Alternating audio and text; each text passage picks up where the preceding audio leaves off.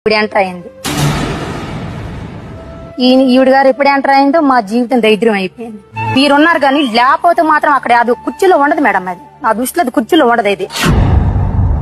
ఇది భోజనం మానేసి మా వాడు కూడా భోజనం మానేశాడు.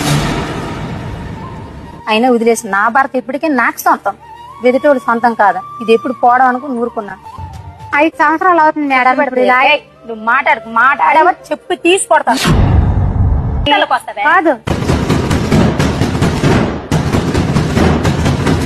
నేను ఒక్కదాన్ని ఇక్కడ కూర్చొని ఉన్నాను కదా, అసలు రవిని పిలుద్దాం.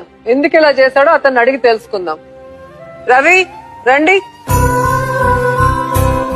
నీ భార్యని లవ్ చేసి పెళ్లి చేసుకున్నావు? లేదు మేడం, ఆమె ప్రేమించింది.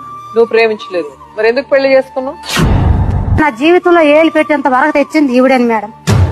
అదే ఆవిడ ఏళ్ళు పెడితే నువ్వు కాళ్ళు పెట్టావు. ఇప్పుడు ఎంటర్ అయింది.